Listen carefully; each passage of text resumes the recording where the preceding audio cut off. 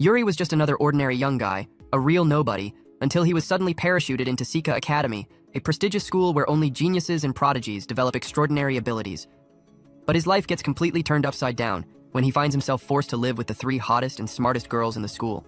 And with no way out, his destiny now is to have talented children with them. It all starts at Sika Academy, a place where talented youths hone their skills to shine. And that's where our protagonist, Yuri, has just transferred. But on the very first day, he gets beaten up by the vice captain of the martial arts club. While everyone watches, the guy rubs it in Yuri's face that he's a weakling, a boring loser. The crowd around doesn't hold back. Everyone mocks Yuri for not even coming close to his mother, Subaru, a super famous actress, practically an icon of perfection. The cocky vice captain tells Yuri to show some talent to the school's three kings, the top students at Sika. But Yuri, pissed off, snaps back, yelling at them to stop comparing him to his mother. On impulse, he charges at the vice captain, but without any protection from the anime gods, his punch is way too weak, and he ends up getting thrown to the ground like he's nothing. The audience looks on in disdain, shocked at how pathetic the son of the great Subaru is. Even humiliated, Yuri gets up and reflects on how he's already used to being treated like a failure next to his mom. Suddenly, he delivers one of those big speeches telling the vice captain to stop idolizing talent so much. And for a moment, the guy actually hesitates, realizing that Yuri has a sort of magnetic charm, just like his mother. But Yuri couldn't care less what people think. He just shrugs, turns his back, and walks away, unfazed by the defeat. The vice captain, however, doesn't let it go. He thinks Yuri needs a beating to awaken some talent. But before he can touch the boy, he gets kicked by Miko, the president of the martial arts club and one of the academy's three kings, the biggest legend in fighting around. As if that wasn't enough, the other two kings show up out of nowhere, leaving everyone speechless. There's Miwa, the top student in the advanced program and a rising chess star, and Kazuki, the stunning girl who shines in the arts department and kills it as a theater actor. Yuri is terrified, not understanding why the three elites are there. Kazuki steps forward, and when she finds out Yuri has no talent, she bluntly says, "You don't belong in a school full of talented people like us." Confused, they watch as Yuri shows proof of enrollment in the general education course. The kings don't get it, because to them, only the elite programs matter, and this so-called general education is like a parallel universe. Seeing the less than welcoming reception, Yuri tries to take off and head to his class, but Miko stops him and tells him to clean the dojo. He grumbles that he's not anyone's servant, but Miko fires back with that no-nonsense tone. "Losers clean the dojo. It's the rule." A bit begrudgingly, Yuri starts cleaning. Later, when the martial arts team returns, they're stunned to see the dojo sparkling clean. Meanwhile, Yuri is on his way to the house where he'll be living, lost in thought. Since he was little, he dreamed of being praised like his mother, a star beyond reach. He even tried acting, thinking he was at action hero level. But when he saw his mom on screen, with a presence worthy of a genius, he realized he wasn't even close. Yuri tried everything to show some talent, but every failure only pushed him further from his mother. When Subaru fell seriously ill, he realized how distant he'd become from the only family he had. In the hospital, she kept re-watching a series where she played a mom in a happy family. Yuri admitted he loved the show, and Subaru said she did too. When he mentioned liking the family dinner scenes, she smiled and said those were her favorites too. That's when Yuri understood. Despite all her talent, his mother's biggest wish was to have a family like the one in the show. Before he could fulfill that dream with her, Subaru passed away, leaving a letter asking him to find his own happy family. Not really sure how to do that, Yuri is now determined to chase after that dream and make up for lost time with his mother. Arriving at the house where he'll be living, he's stunned to see a gorgeous mansion, breathtakingly beautiful. But out of nowhere, Miko shows up wrapped in a towel and attacks him, thinking he's a burglar. Yuri shouts that he's not a criminal, and she demands an explanation. Suddenly, she slips and falls to the floor in a rather compromising position. Instead of helping, Yuri, with a touch of irony, throws a towel over her head and starts drying her hair while she tries to stop him. He just tells her to calm down, and somewhat unintentionally, she lets him continue. Suddenly, the other two kings of Sika Academy, Miwa and Kazuki, show up at the mansion exhausted after a long day. They corner Yuri, demanding to know what the hell he's doing there. Yuri himself is confused, having no idea why the school's three biggest stars are in the same house as him. At that moment, his phone rings. It's the owner of the mansion, who explains that Yuri will be living there as a favor in memory of his mother, Subaru. The guy says he has 3 daughters living in the house. Guess who? The 3 kings. He hopes Yuri gets along with them and manages to show some talent to keep his mother's legacy alive. But for Yuri, the dream of building a happy family starts to go down the drain when the sisters make it clear they don't want him there. "You've got to be kidding. Dad brought a loser into the house?" they complain, saying they won't take care of an intruder. Despite the cold welcome, Yuri doesn't give up. He still believes he can win the girls over and build a united family. Suddenly, he spots something on the floor, but Kazuki is quicker and snatches it first. Looking around, Yuri realizes the house is a mess. Dirty dishes piled up in the sink, clutter everywhere. The girls blame Kazuki, who was supposed to do the dishes, but she defends herself, saying she was busy rehearsing for theater. But Yuri finds some broken plates hidden away, proof that Kazuki did try to wash them, but was so clumsy she broke everything. She turns red with embarrassment, trying to explain herself.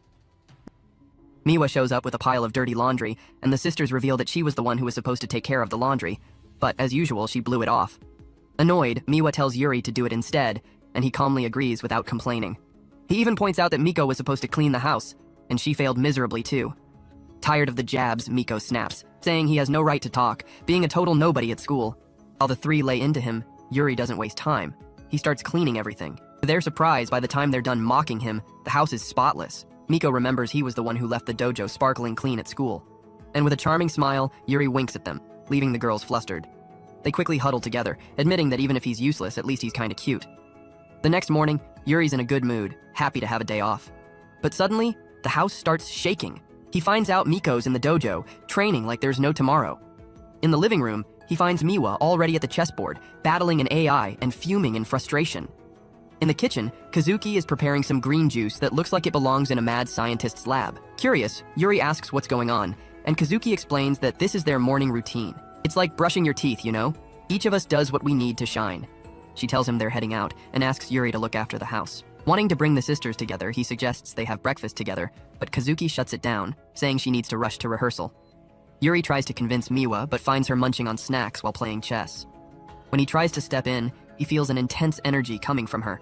It reminds him of his mother's presence. Yuri remembers how Subaru always refused his breakfast invites, preferring pre-packaged meals to maintain her star-level diet.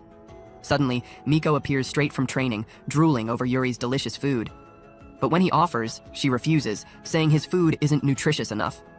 Confused, Yuri asks why they make such a big deal out of breakfast, and she explains, "To be the best, I have to eat the best."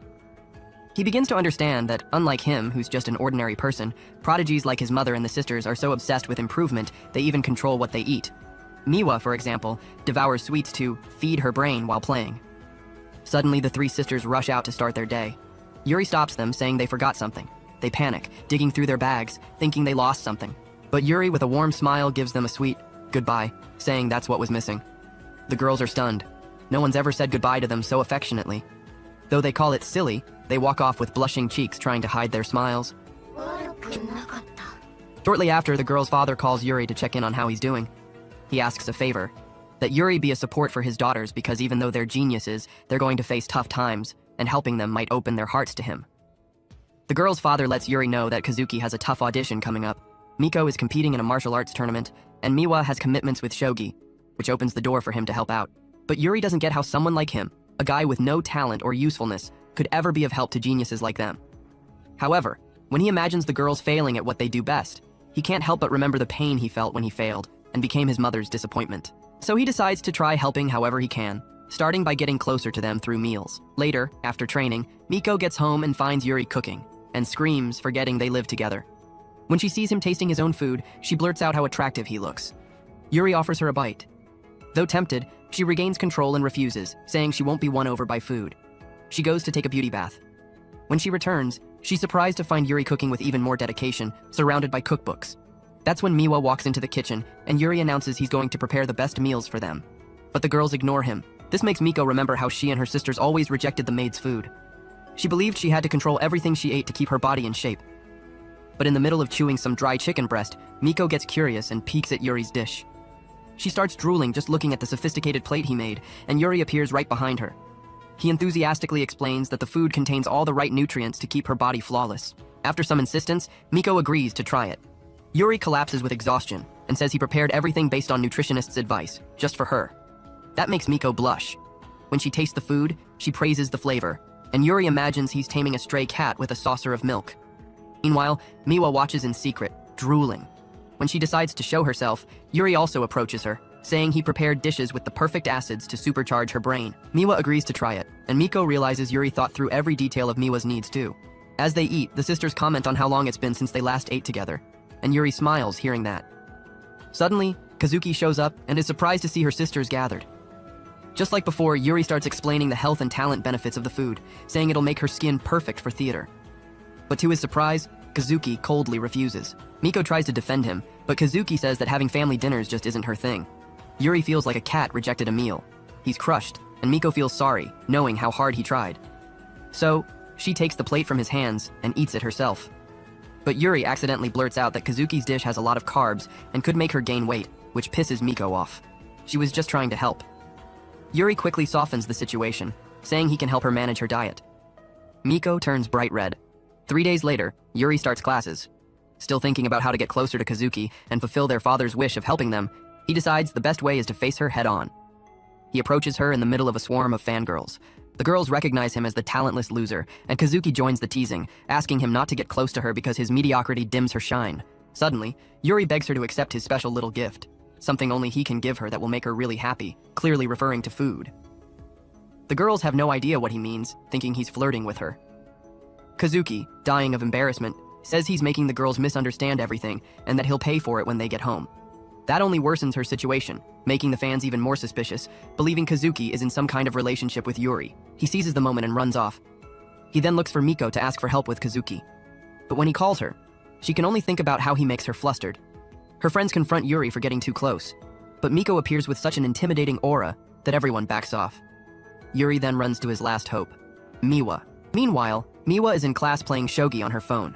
When she hears some classmates struggling with a math problem, she solves it easily. But instead of admiration, she gets intimidated looks for being so smart.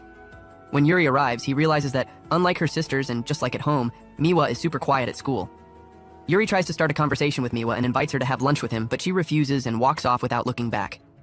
Even so, Yuri insists and starts chasing after her all over campus, causing a ridiculous pursuit just because he wanted to share a meal.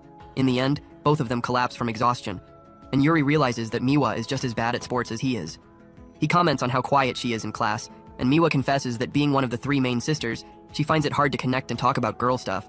Yuri says he gets it since he would be nobility too, which annoys Miwa, so he declares himself a royal failure, someone who fails at everything. At that moment, Miwa giggles and calls him silly. With the mood lighter, they finally eat together. Miwa then reveals that if he wants to get close to Kazuki, he needs to figure out what her favorite food is. She remembers that when they were little, Kazuki asked their mom to make something special. Yuri gets it. Her favorite food is their mother's cooking. Later, Yuri tries to prepare something special, but Kazuki walks in and faints in front of him. They find out she has a high fever.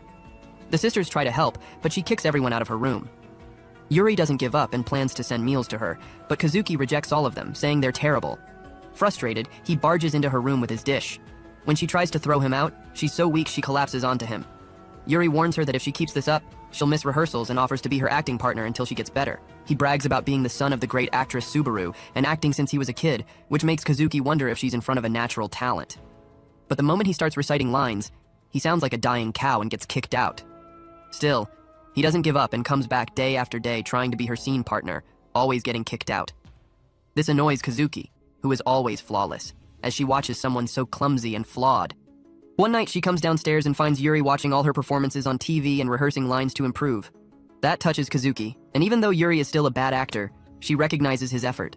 Next day, Yuri tries again to be her scene partner, but after what Kazuki saw, she doesn't kick him out and begins to act with him. This moves Yuri, and to their surprise, he actually nails one of the lines. He cries, overwhelmed, talking to his mom about finally being able to act after so many years. Kazuki feels envious of his passion for his own struggles. She admits defeat and agrees to eat his food to recover. Yuri celebrates and promises to make an unforgettable dish, but Kazuki interrupts with a request. Before speaking, she curls up in embarrassment in bed. After gathering courage, she says she doesn't like carrots, mushrooms, bell peppers, and a bunch of other things. Yuri realizes that in the end, Kazuki was just a picky eater. The next morning, Miwa and Miko are stunned to see Kazuki eating dinner with them after refusing so many times. Yuri praises Kazuki for cleaning her plate, and she says she's fine eating as long as there are no carrots. But he whispers in her ear that he blended the carrots into the sauce, making her panic. Yuri feels all proud, thinking he's tamed the 3 kitty cats with his cooking. But suddenly the girls say he doesn't need to make dinner. When he asks why, they explain that they're heading out for their training and commitments. As they leave, Yuri remembers how his mom used to do the same, go weeks without eating at home, which cooled their relationship. He realizes even more that, like his mom, the 3 sisters are brilliant and obsessed, while he's still a useless guy with no talent for anything. He recalls the father's request for him to be a support for his daughters and his mother's wish for him to build a happy family, but quickly realizes he doesn't even know what defines a happy family anymore. Do me a favor, just leave me alone. Then, he puts on his mother's old TV show, where she played a loving mom in an affectionate family, and ends up smiling at all the tenderness on screen. In the storyline, the family is preparing a symbolic wedding to show their kids. Seeing his own mother in a wedding dress brings a strange knot to Yuri's chest. That's when the three sisters arrive home after their training. When Kazuki sees Yuri with teary eyes and notices what he's watching, she quickly assumes he's missing his mom a lot. She gently approaches him and says he doesn't have to keep doing chores just to win their sympathy. The others agree, saying he's just an intruder, but that hits a nerve with Yuri. He stands up and says he doesn't want to be just someone who lives off others. He shares how, for a long time, he thought the talent gap between him and his mom was too wide for them to bond. But over time, he realized they had much in common. It was just that, before they could reconnect, Subaru passed away. He doesn't want that to happen again with the sisters.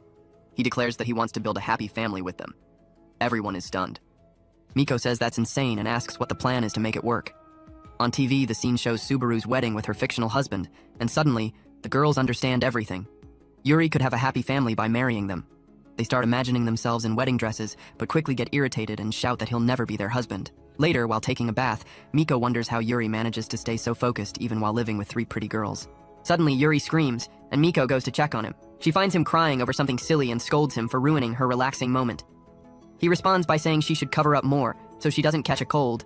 Leaving Miko flustered, she bolts back to the bathroom. In the hallway, she bumps into Miwa, who notices her blushing face and finds it strange. Miko tries to play it cool, but Miwa suspects it has something to do with Yuri. He shows up holding Miko's freshly washed clothes. When Miwa grabs them, their hands touch and she jumps, dropping everything. Miko quickly comments on Miwa's red face and asks if she likes Yuri too. Miwa angrily denies it, and the two start arguing, swearing they feel nothing for him. Suddenly, Kazuki appears and mocks them for fighting over a loser like Yuri. But right after, Yuri asks Kazuki for help putting a pot away on a high shelf. She helps naturally. Afterward, Yuri thanks her with a smile, and even though she tries to keep her cool, Kazuki blushes. The others notice. That sparks yet another argument among the girls. Yuri steps in and scolds them, saying they're fighting without even knowing why, which only makes them even more annoyed. After they storm off, Yuri realizes the house is a mess again, which frustrates him. But remembering their shared meals, he feels proud of the small progress. Out of nowhere, he finds an old photo of the sisters as kids and can't believe how cute and precious they looked. He realizes the photo belongs to one of them, but none admit it. He understands that the one hiding it must miss how things used to be, and just like him, wishes for a real family. The next day, before he can find out who it belongs to, the sisters announce they're leaving for the weekend because of tournaments and commitments, leaving Yuri without an answer. However, by checking each of their destinations, he gets an idea to bring them together.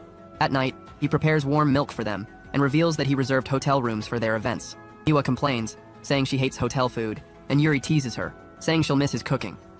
Miwa gets flustered, and the others, though silent, think the same. The next day, they head off to face their challenges. Miwa arrives at the shogi tournament and destroys her opponents, showing why she's considered a true prodigy.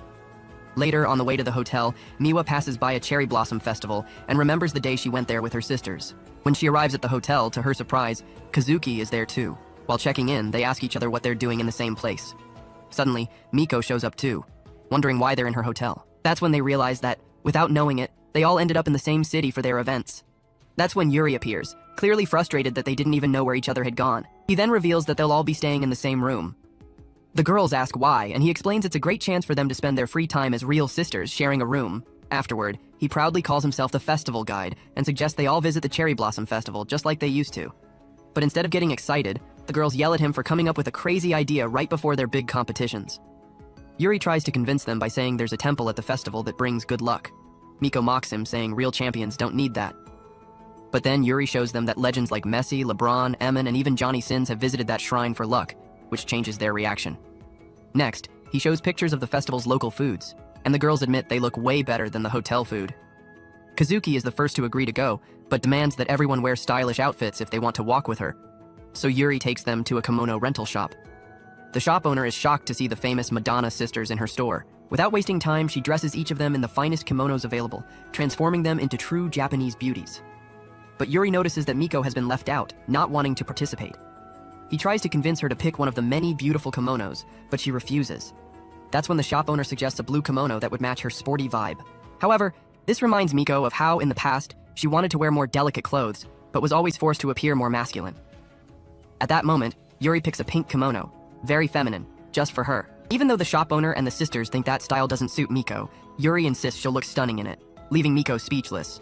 She finally agrees to try it on, and when she steps out in the outfit, Everyone is left in awe by how gorgeous she looks. She's breathtaking, wearing a look any man on the planet would fight to win over. A short time later, as soon as Mal steps into the festival, Kazuki is already surrounded by a crowd of frenzied fans, screaming and praising every scene she's ever done as an actress. Her sisters, Nico and Miwa, and their friend Yu, are kind of left on the sidelines, just watching the commotion. Yu is visibly bothered because the plan was for Kazuki to spend some quality time with her sisters. But seeing how she's in her element, shining in the middle of the crowd, he decides not to interfere. Only among the fans, there's a girl who just isn't buying the hype around Kazuki. Annoyed at seeing her own friend melting over the actress, she's like, "I'm out," and starts to leave. But on the way, her sandal decides to betray her. It breaks at the worst possible moment, and she almost goes down. In a movie-worthy move, Kazuki appears out of nowhere, catches the girl like a gallant prince, and lifts her with a charm that could leave anyone speechless. The girl, who until then had been turning up her nose, starts to rethink everything, her heart a little shaken. Kazuki sets her down with a smile, and the fans around are even more enchanted. But when she's heading back into the crowd, she's suddenly pulled behind some bushes. Who is it? Yu, of course, holding a snack, insisting she should enjoy the festival for real. Kazuki lets out a sarcastic little laugh, like, "Seriously?" But Yu isn't kidding around. He notices her feet, all bruised from the tight sandal straps, and says, kind of seriously, that he knows how much it must hurt. She teases him, calling him a weirdo for noticing that kind of thing, but Yu is fed up with her pride and practically forces her to accept a bandage. When he sees the state of her feet, he's shocked at the damage and scolds her for not asking for help. Kazuki, all smug, says she needs to be everyone's prince, and princes don't show weakness. Yu bursts out laughing at her logic and says, "Even the strongest princes need a little help sometimes." He asks for her foot, and to everyone's surprise, she lets him, like it's the most natural thing in the world. Yu applies the bandage gently, easing her pain. Meanwhile, Nico and Miwa are in the middle of a fish-catching competition, with Nico getting completely owned by the little fish, unable to catch a single one. Suddenly, Kazuki and Yu show up, and the sisters burst out laughing at the sight of Kazuki wearing a ridiculous mask. Yu explains it so she won't draw so much attention. They join the fun and split into teams to see who can catch more fish. Miwa, with her teasing style, tells Kazuki to keep the mask on because, according to her, her sister's face always looks like she ate something she didn't like, and at least the mask makes her look lighter. After a few rounds, the girls are fully into the competition, and Yu, no match for their fire, takes a step back to plan the next moment of the day. He heads to the festival's main event, a crazy challenge of crossing a lake by stepping on lotus leaves, with the prize being unbeatable luck and a photo with the golden guardian of the temple, a special memory the three sisters had once shared and that Yu wants to bring back. But it's not that simple. Right from the start, one competitor plunges into the water, and everyone realizes that some leaves just sink. One by one, participants fall into the drink. The organizers, watching, remember how the three sisters aced this challenge in the past. It's Yu's turn, and guess what? He falls in too. But unlike the others, he's stubborn as can be. He tries again and again, even with the crowd around getting worried about his persistence. An hour later, a heavy rain starts, and Yu is still there, falling and getting back up, refusing to give up. The organizers even try to give him the victory because everyone else has dropped out. But Yu won't take the easy way out.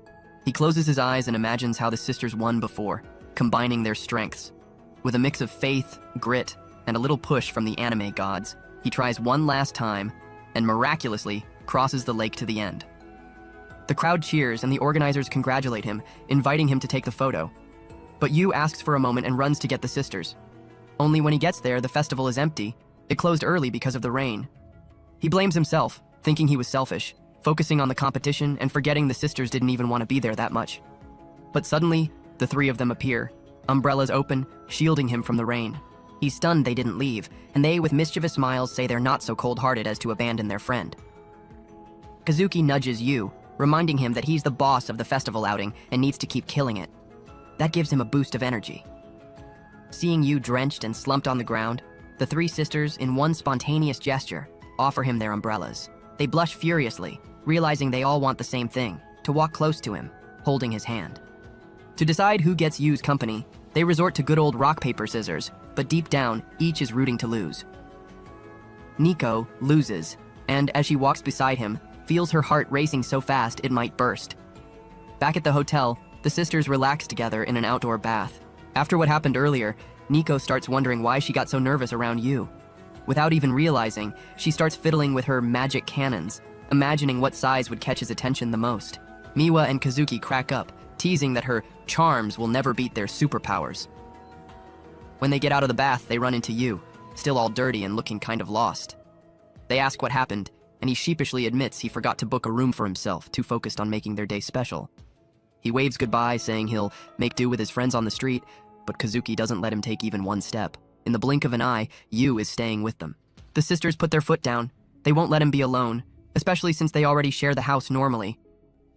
Yu thanks them, moved, and says he needs to find a robe to take a shower. He bumps into Kazuki, who's also looking for one, and she gets all flustered with him so close. Miwa tries to help find the robe, but when Yu comes near, she catches that manly scent and almost faints from nerves. Then Nico comes in, finding a robe on a high shelf. Since she's short, Yu stretches over her to grab it, and she catches his cologne, almost losing it right there. When Yu heads to the shower, the sisters are in an uproar, knowing things are getting dangerous.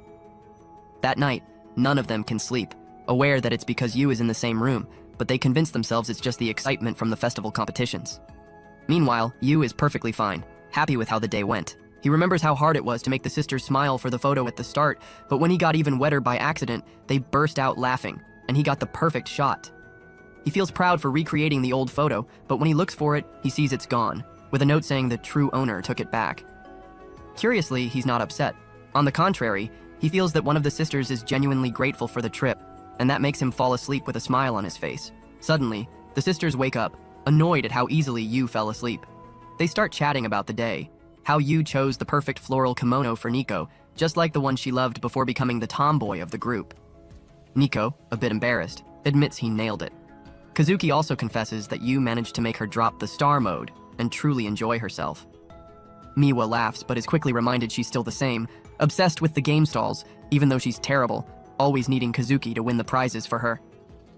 They get thoughtful with all this nostalgic talk, and Kazuki opens up that at home, each of them lives in their own world, so distant from one another. Then it hits them. Yu really did manage to bring the sisters back together. Looking at the two photos, Miwa feels a warmth in her chest, happy to have her sisters back like before, even if just for one night. All thanks to the guy who totally nailed it. And so they fall asleep, happy, thanks to Yu, who made this night unforgettable for them. The next day, Yu watches on TV the news that the girls crushed their challenges, and he realizes that no matter what happens, they're still geniuses beyond compare. After the adventure at the festival, the girls became even more clingy, like true sisters, which leaves Yu with a warm heart. He still has in mind the promise to go all out with a dinner for them. So, as soon as school ends, he flies home, all excited to prepare a feast. But upon opening the door, he gets a shock. The girls are already there, well before the scheduled time. And to make him even more confused, there's a fourth pair of shoes at the entrance. Inside, Yu sees one of the girls face to face with a man. When the guy starts talking, Yu immediately realizes that it's their father. Somewhat awkward, he greets and thanks him for letting him stay in the house. The father, with a serious expression, speaks about Subaru's death, Yu's mother, and says her talent could live on in the sun, but only if he works really hard. Suddenly, Yu notices an awkward silence. The sisters are mute, tense. He discovers that the father had been pressuring them, demanding results as if he were a judge. Coldly, the three tell him straight that they're dominating the competitions, as if they were unbeatable. The father just nods, tells them to keep going like that, and turns to leave. Yu, on impulse, calls him back. All excited, he says he's preparing that big dinner and invites the father to stay. But the man, dry as a desert, says he already heard the report from the daughters and sees no reason to stay. Then the father notices the mask they brought from the festival. Yu, with a grin from ear to ear, explains that he took the girls there, his idea, so they could relive childhood and take a photo at the Temple of Luck. Instead of finding it cool, the father looks at Yu with anger. "My daughters don't need some stupid luck to shine," he rages. And he doesn't stop there. He says he knows Yu is a talentless useless, a disappointment to Subaru, who is a brilliant actress. With hatred, he breaks the mask in half and throws it in Yu's face, saying there's no place in this house for a failure. He grabs Yu's shoulder hard, as if wanting to rip him away. But before things get worse, the girls step in. They defend Yu, saying that even without trophies or talents, he's a guy who works his butt off and takes care of the house like no one else. The father, stunned, questions how they can bear living with a 0 on the left. Nervous but firm, they assure they need Yu, that he keeps them focused and at the top. Those words strike Yu full on, like a hug. After hearing the daughters, the father, still unwilling, lets Yu stay, but issues an ultimatum. They have to focus on their talents and forget nonsense like festivals. When he leaves, Yu tries to cheer the girls on to try the dinner, but Nico, with a sad look, says it's not happening anymore. A week later, Yu is back to square one, eating alone. He now understands that the girls' frightening talent comes from their father's pressure, but he can't get out of his head how downcast they looked in front of him. Meanwhile, the girls train non-stop. Nico in martial arts, Kazuki in theater classes, and Miwa in chess. At snack time, Miwa misses the homemade pudding Yu used to make, a lot better than the bland cookies she eats. The other two also miss Yu's food, which seemed chef-level. At home, Yu is still shaken by the father's words, who said he was holding the daughters back. He just wanted the sisters to come together to eat, like a real family, and be more united. He feels like everything fell apart. But remembering that his mother believed he could have a happy family, he decides it's not over yet. The next morning, the girls leave for school. Nico looks back, heart aching, seeing that Yu no longer says good luck before they leave. At lunch, she grabs her usual protein bar, but her friends mock it, saying it's boring. Nico says protein is what matters, but when she opens her bag, she finds a lunchbox full of homemade food, so beautifully made that her friends get jealous. Kazuki and Miwa also find neat lunchboxes. Everyone knows it was Yu. Looking at the food, Nico feels her chest warm up, knowing Yu still cares. Meanwhile, Yu is fading in class, exhausted after cooking at 4 in the morning. At home, Yu is relieved to see that the girls ate everything. They call him to talk and say they'll fight for him to stay, as long as he keeps supporting their routine and helping them become the best. Yu can't hold back his smile, overflowing with happiness, realizing the girls truly accepted him. The next morning, he delivers that day's lunchboxes with special care and wishes a spirited good morning. The girls leave home feeling warm inside, carrying that nice little inner glow. At school, Kazuki is nervous. For the first time, she'll play a female character and tries on a wig that makes her feel a bit awkward. Meanwhile, during training, Nico receives a call from her former mentor, the guy who taught her everything. He says he's going to watch her tournament, hoping she wins the trophy. And Miwa, in the middle of a shogi match against a great master, feels the weight of expectations. The opponent hopes she'll take the next step and win the title. The three return home downcast, carrying the pressure of always being best, with all eyes on them. But when they arrive, they're greeted by Yu, who's in the middle of the kitchen, all clumsy, preparing homemade udon for dinner. When he slips and almost falls, the girls burst out laughing, forgetting the pressure for a moment. Yu serves the udon, his first attempt, with a shy smile.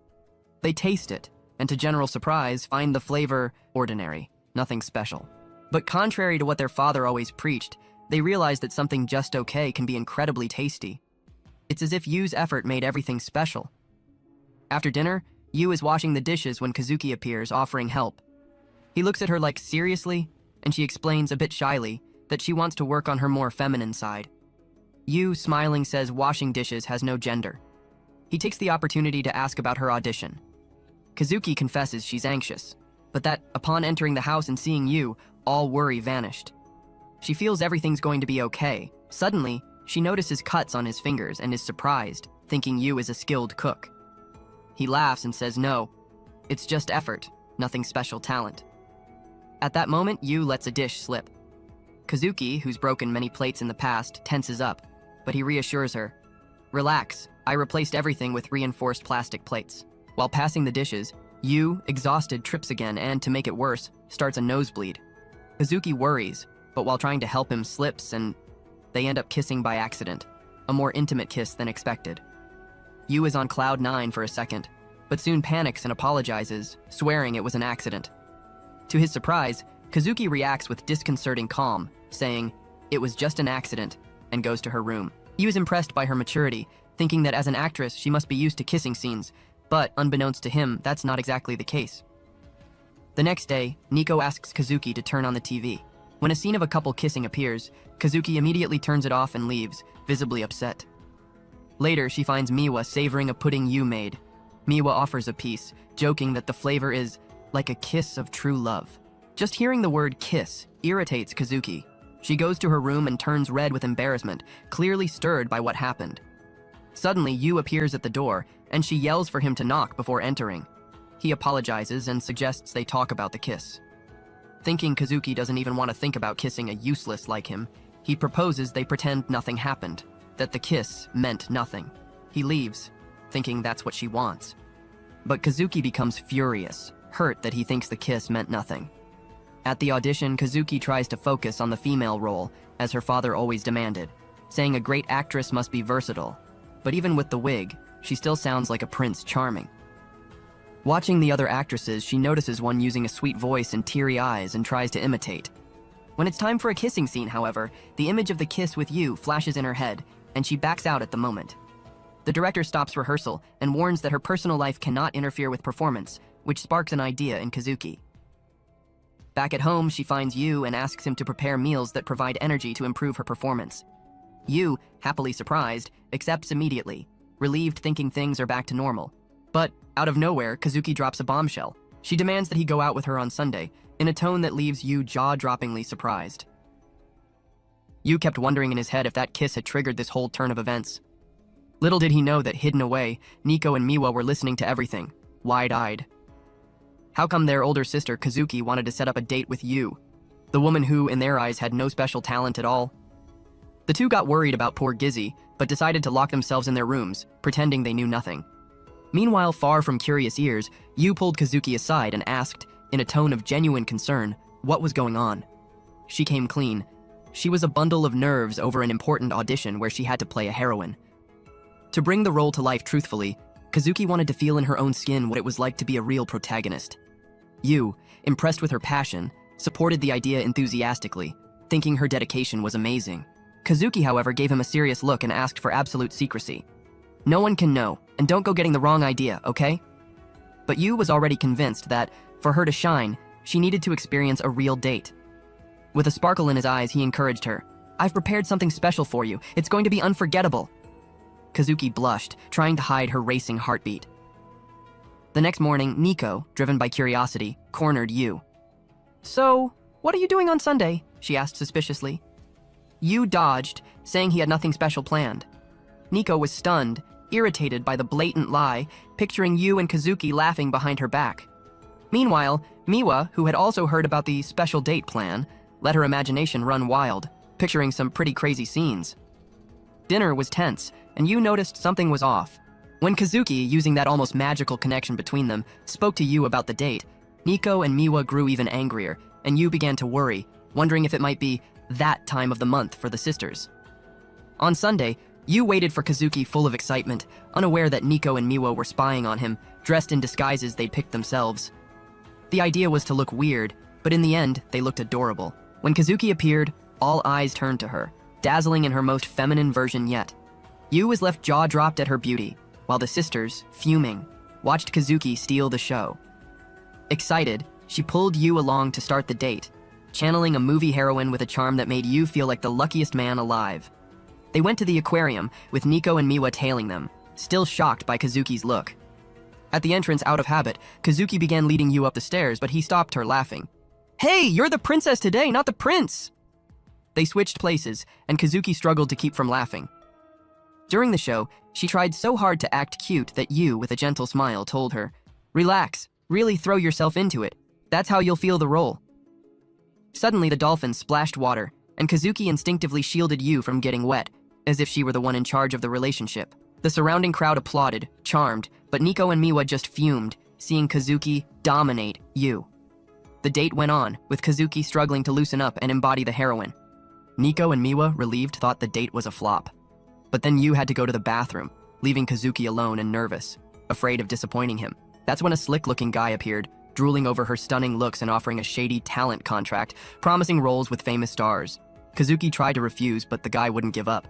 That's when Yu came back, more confident than ever, and told the guy to scram, in a tone that left no room for argument. The man insisted that Kazuki could be a star, but Yu lost his patience. With a firm voice full of emotion, he blurted out, She's not going anywhere, because I'm going to marry her and have amazing kids with this woman. Silence fell, and the guy, embarrassed, disappeared. Everyone around was enchanted by Yu's romantic outburst, but he, red with embarrassment, asked Kazuki to forget what he'd said. Only her heart was already melted, completely won over by the gesture. Yu took her hand, feeling the warmth of her fingers in his, and led her to the next destination, the movies. On the way, they didn't let go of each other's hands, even when a few passers-by joked that Yu looked like Kazuki's little brother. What the heck, seriously? he thought, squeezing her hand tighter, which made her let out a little squeal. Kazuki, realizing it made her feel more feminine, squeezed back, and Yu responded with even more firmness, in a playful back and forth that only heightened their chemistry. Nico and Miwa, watching, couldn't figure out what kind of supernatural connection this was. Still hiding, Nico and Miwa watched wide-eyed as Yu and Kazuki reached the theater, where Yu, all excited, showed her tickets to a romance movie. But Kazuki frowned when she noticed the leading actress was an old colleague of hers, someone who, like her, had dreamed of being a big star. During the film, though, Kazuki began to feel something unsettling. Her colleague's performance reminded her too much of herself in the past when she played male villains. She couldn't see her as the heroine of the story. When the movie ended, she overheard audience members leaving the theater saying, "Wow, what a terrible heroine, I mean, not cute at all." The words cut like a knife, bringing back her father's command, "Never fail." Kazuki's chest tightened, her fear of failure flooding back. Yu, sensing the mood, realized he'd made a mistake choosing that movie. Seeing her so unsure about her own acting broke his heart. Trying to save the day, he announced their next stop, the Ferris wheel. Kazuki and the sisters, still following, rolled their eyes. Seriously? How cliché, they thought. But the atmosphere changed when visitors started whispering about a legend. Anyone who confessed their feelings at the top of the Ferris wheel was destined to be with that person forever. Nico, Miwa, and even Kazuki felt a shiver, imagining what Yu, obsessed with making the date perfect, might do. Kazuki tried to come up with an excuse to escape, but Yu, with a confident smile, pulled her into the cabin. Inside, she couldn't stop blushing, her heart pounding as she thought about his efforts to make the day special. Suddenly, she remembered her journey, starting as a model because of her height, shining on stage as male characters, and gaining fame. But over time, success had become a chain. Failing? Not an option. Her father's words echoed, and the fear of not being able to play a feminine heroine suffocated her. She began to doubt herself, even thinking of giving up the role to avoid failure. In the middle of these thoughts, Kazuki noticed Yu trembling, sweating. "Are you okay?" she asked, concerned. Trying to play it off, he admitted, "Yeah, I handle heights fine, but this see-through floor, it gives me chills." She laughed, scolding him. "Then why'd you pick this Ferris wheel, you idiot?" Yu, eyes shining with determination, answered, "Because this date has to be perfect for you." That struck Kazuki, who felt the weight of what he might say next. Yu stood up, all serious, and she held her breath, fearing a confession. But at the crucial moment, he stumbled over his words, making a mess and looking like a fool. Kazuki, laughing, told him to sit, but deep down, she felt relief. Seeing Yu fail and still try made her envy his freedom. Sitting beside her, Yu pulled out his phone and showed her pictures from the date. "Look, Kazuki, all those times you failed at trying to be the heroine, you were beautiful, authentic." He smiled warmly. "Failing hurts, but it's how you find the ones who truly love you, flaws and all." His words hit Kazuki like a lightning bolt. She wanted to disagree, but deep down she knew he was right. When the Ferris wheel stopped, Nico and Miwa, still spying, were baffled. How was Kazuki laughing so lightly after the cinema disaster? What had happened in there? Yu and Kazuki went for a walk along the riverside, and she, with a new sparkle in her eyes, confessed, "Because of you, I realized today that it's okay to fail. There will always be someone who accepts me as I am. I want to act being truly myself."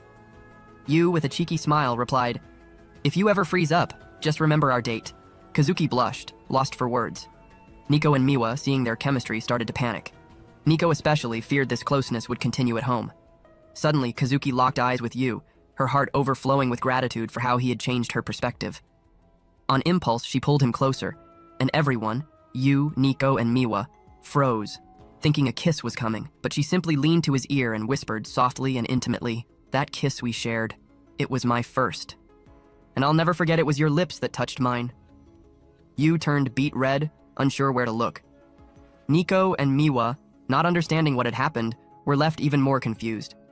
Then Kazuki took off her wig, returning to her usual self. "The date ends here. I need to practice more," she declared, leaving Yu alone, but with a silly smile on his face. Nico and Miwa, watching from afar, knew something in Kazuki had changed forever. All because of Yu. Later at home, Yu arrived apologizing for being late and rushed to make dinner. To his surprise, Nico and Miwa greeted him warmly. "Welcome back." In disbelief, he asked, "Wait, say that again?" Little did he know they had spied on the entire date, and deep down, wished Yu would do something like that for them too. Sometime later, Yu and the girls were walking towards school, the morning sun shining brightly. While geniuses like Kazuki and Miwa strolled calmly, unhurried, The more absent-minded ones, like you and Nico, raced against time, reviewing the last notes before the tests. Kazuki, with her teasing nature, mocked the duo, calling them airheads. But when she saw you and Nico exchanging notes and laughing together, so close, Kazuki and Miwa felt a twinge of jealousy.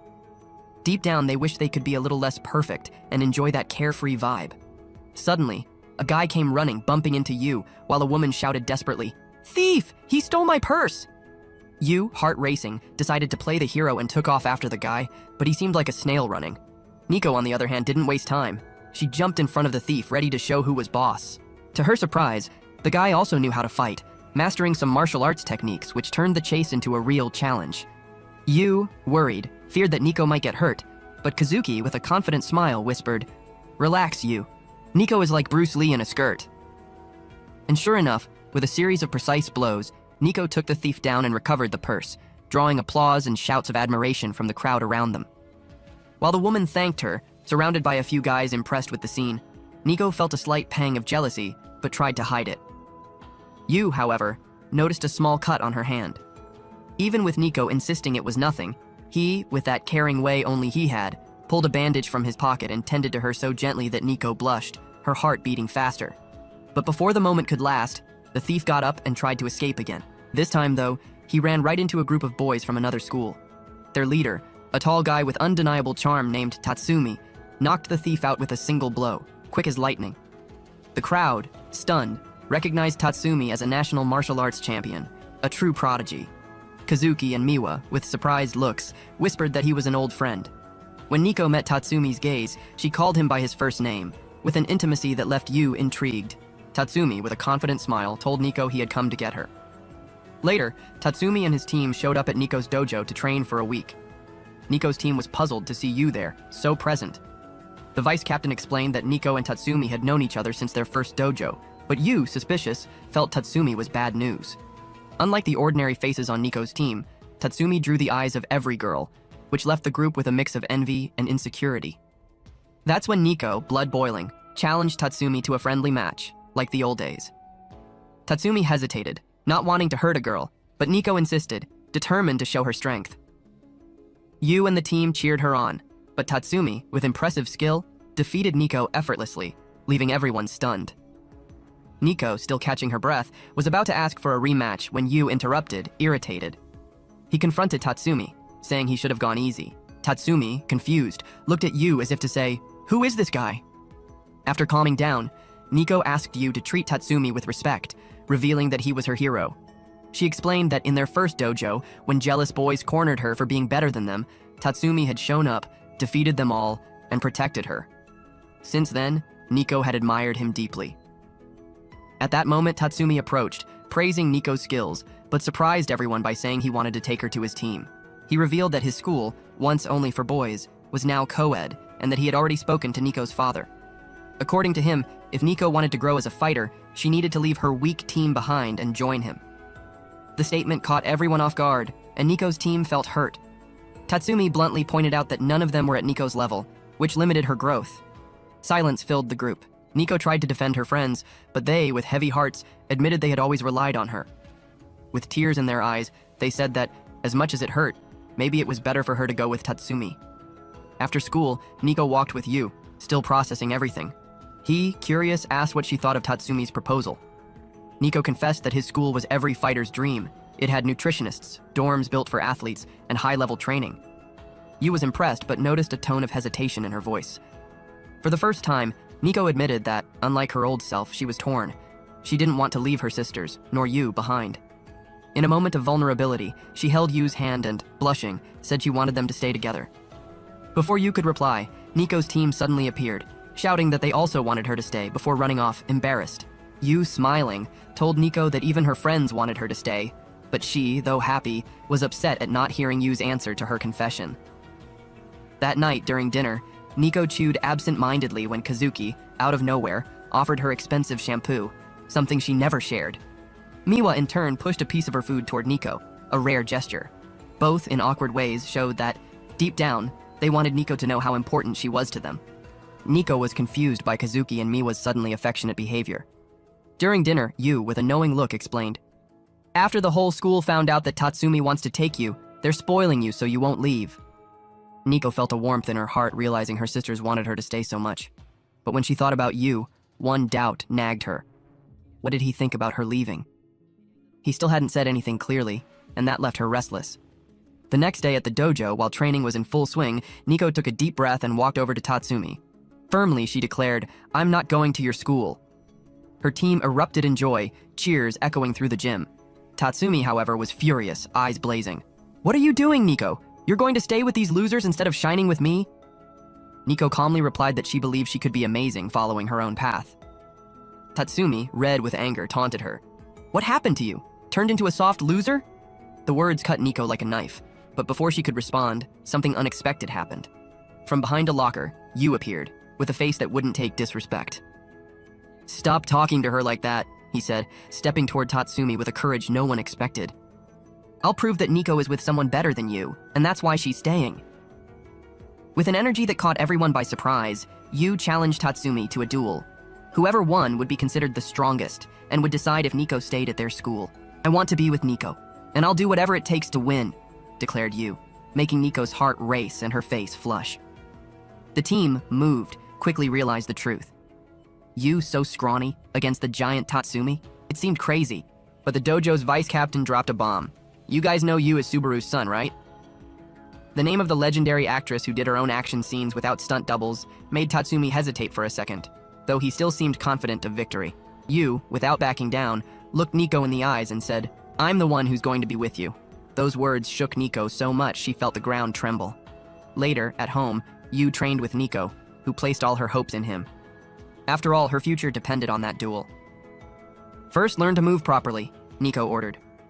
Yu, excited, started doing dance steps instead of fighting techniques, making her smile, and she let it slide.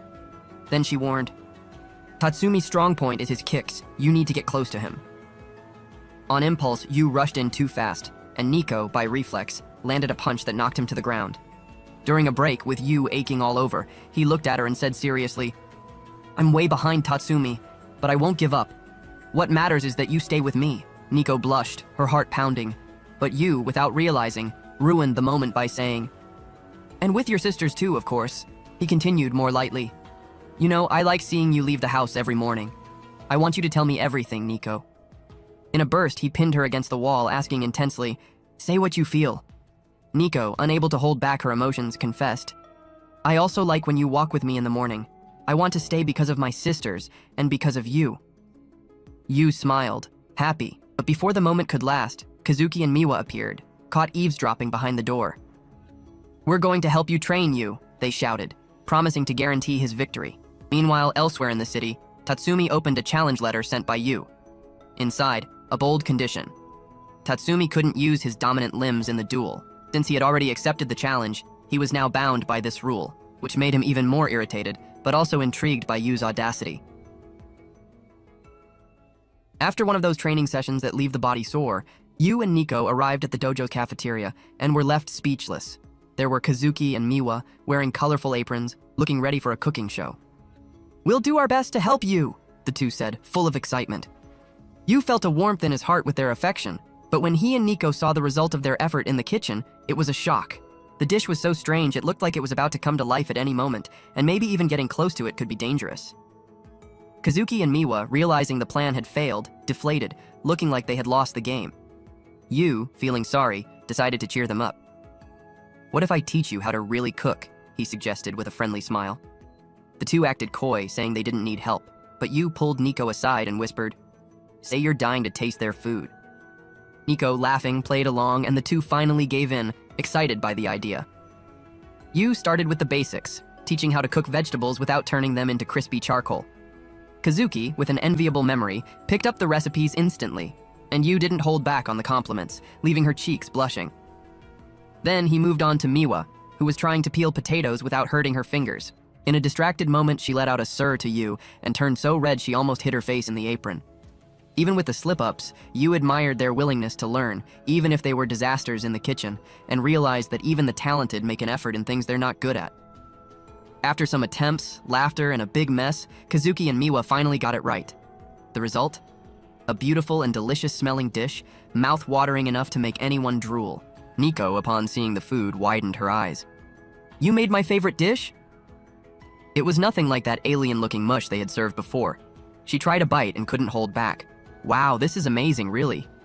Kazuki and Miwa exchanged smiles, proud of their accomplishment. When Yu went to eat, he noticed his hand was trembling, exhausted from the tough training. Miwa, without thinking twice, grabbed the spoon and brought the food to his mouth. Come on, eat already, she said, ignoring the surprised looks from Nico and Kazuki.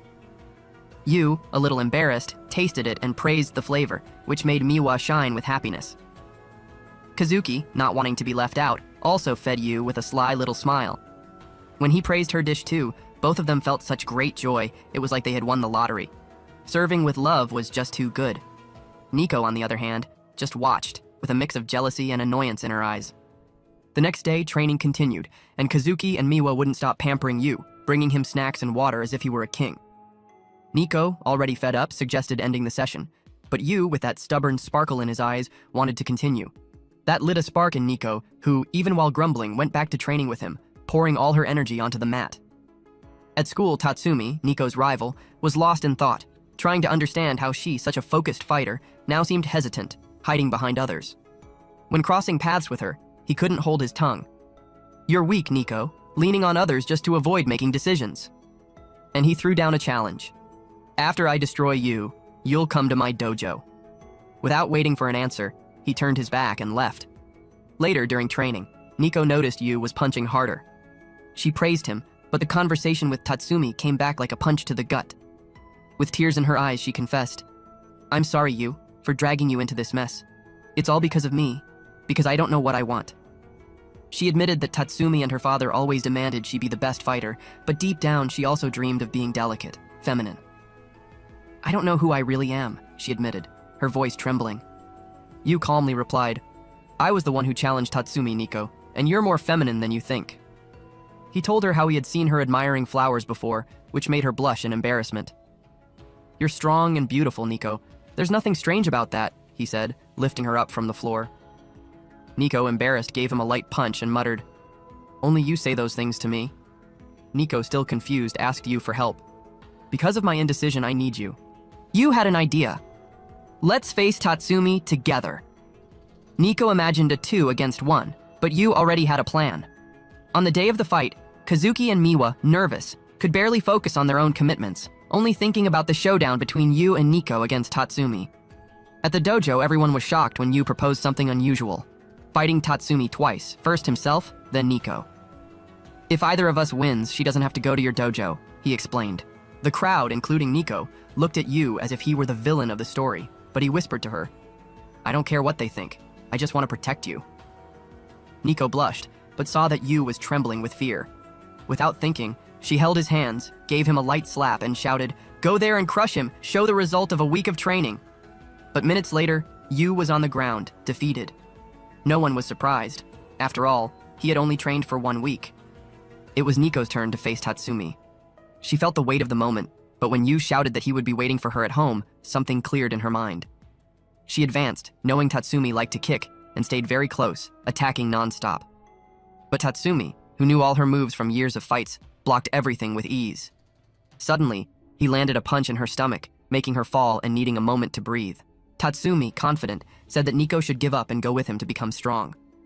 For a moment, she thought he was right and started thinking about giving up. But then, Yu started shouting, Nico, don't give up! Pulling Nico's teammates to cheer loudly. Nico, annoyed at first, embarrassed to death, ended up laughing, and something changed inside her. Remembering Yu's words, she embraced who she truly was. When she went back on the attack, Tatsumi expected a punch, but Nico surprised him with a kick, something she never did. Then he expected a straight strike, but got slapped instead. Nico's team cheered, watching her break her own limits, fighting in a free and new way.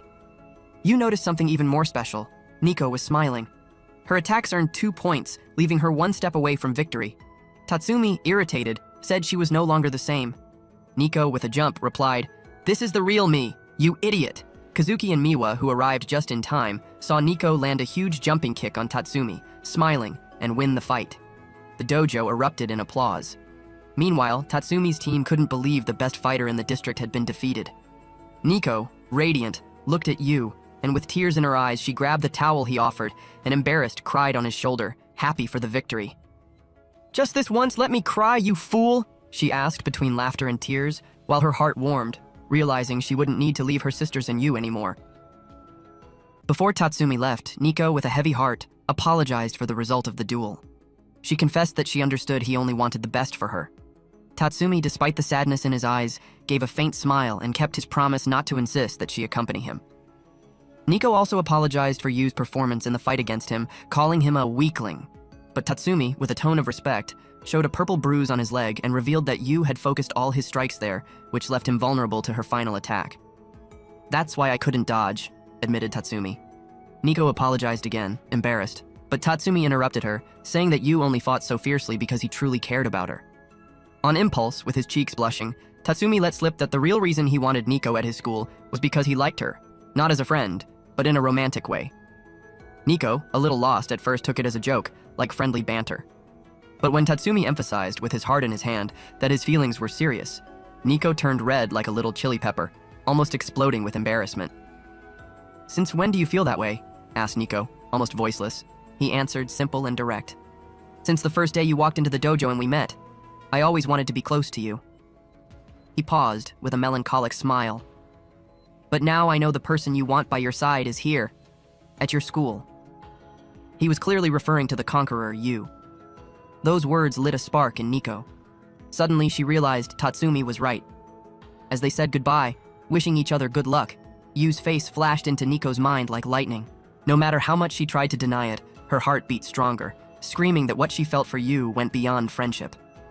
Alone with her thoughts, Nico walked home, still digesting the victory in the duel, when she was surprised upon opening the door. A lively party awaited her, organized by Yu and his sisters, who wanted to celebrate her victory, and the fact that she wasn't leaving the group. Nico noticed Yu's injured hands, full of bandages. He tried to brush it off, saying it was fine, but she, with care and affection, touched the wounds and murmured, "You can't push yourself this much, you know." In a gesture of gratitude, she offered, "For everything you did for me, ask for anything and I'll do it for you." The mood was light, but suddenly a crazy idea crossed Nico's mind, and she imagined Yu with a Giga Chad look, as if he were about to do something more naughty, if you know what I mean. Panic took over, and she let out a scream that echoed through the house. The others, hearing the yell, immediately imagined absurd things, thinking Yu was crossing the line. In a hilarious mess, everyone offered to do whatever Yu wanted, just to calm him down, already imagining the mischievous things Yu might ask them to do. But to everyone's surprise, Yu just smiled and said, "I want us to go to the amusement park together." The girls, who expected something more daring, were a bit disappointed, doubting if Yu was a boy or a girl, but soon got excited. Yu explained that he had always dreamed of spending a day at the park with his family, the friends who were like siblings. The girls, imagining the outing, began to picture the scene like a romantic date, and their faces turned red with embarrassment and anticipation. At that moment, Nico's cell phone rang. It was her father. Before she could speak, Yu grabbed the phone and, with a courage no one expected, told her father that the sisters deserved a day off at the amusement park, that working so much wasn't healthy. The father, surprised, asked to speak with Nico. When she took the phone, he congratulated her for defeating Tatsumi, the greatest martial artist in the country. "You've grown strong, Nico. You don't need to change schools," he said, proud. He reflected on how far she had come, and, remembering Yu's involvement, ended up agreeing with the idea of the outing. Nico passed the news along, and Yu declared, "We'll go on the weekend." In the following days, Nico, Miwa, and Kazuki went into a frenzy, choosing clothes, planning how to act, and thinking of ways to impress Yu on the date at the park. When Sunday came, Yu was the first to arrive at the park, excited and anxious. Suddenly, Miwa appeared from behind, covering his eyes. "Guess who it is?" Yu got it right instantly and complimented her casual look, simple and stylish. Miwa, confident, thought she had won the competition since a model look at a park seemed over the top. Then, Kazuki showed up, with a look worthy of a magazine cover, leaving Miwa speechless. "Are you crazy? This is a park, not a runway," complained Miwa, but Yu, charmed, praised Kazuki's boldness, who became all flustered. Finally, Nico appeared, and everyone stopped to stare. She was unrecognizable, wearing a delicate dress, looking like a true princess. "What's this about?" they asked, shocked. Nico, with a shy smile, only said, "I want to try new things." When Yu praised her beauty, she blushed once again. With everyone gathered, Yu kicked off the day at the park, and the adventure began. Little did Yu know that, in recent weeks, Nico, Miwa, and Kazuki had been completely captivated by him. Now the sisters were determined to turn the tables and win his heart back. The adventure began at the haunted house, Kazuki's idea, which left Nico and Miwa just watching, with a mix of jealousy and defeat, while she took the lead. Kazuki had planned everything. She would pretend to be a scared maiden, throwing herself into Yu's arms at every scare. But at the first jump scare, instead of screaming, she found herself complimenting the ghost's makeup. "Wow, so well done," she blurted out, realizing too late she had ruined the plan. Suddenly, she noticed Yu was gone. Looking around, she found him crouched on the ground, trembling with fear. When another scare came, Yu jumped into her arms, apologizing for being so frightened. Kazuki, who wanted to seduce him, ended up completely melted by his vulnerable little boy way, as if he were the scared girl there. Outside, Nico and Miwa, who feared Kazuki had won Yu over, saw the scene, him clinging to her back, still trembling. She failed, they thought, relieved. But when Yu, with a shy smile, said he felt safe with her, Kazuki blushed like a flame, and the sisters realized she was the one who had been conquered. Miwa, confident, swore she wouldn't fall into the same trap. She took Yu to the roller coaster, while Nico and Kazuki declined the invitation, leaving the field clear. Miwa had planned everything. She would pretend to be terrified, begging Yu to sit by her side. During the drop, she imagined that afterwards she could act fragile, and he would comfort her. But at the end of the ride, she looked around, confused, unable to find Yu. She found him lying on a bench, pale-faced. "I'm terrified of roller coasters. I've never been on one, to be honest," he confessed, breathless. Miwa was frustrated for not shining as planned, but when Yu said with that sincere look that he was happy to have had his first time with her, her heart melted like butter. Wanting to comfort him, she offered her legs as a pillow. "Relax there," she said, trying to hide her blush when he thanked her. All sweet.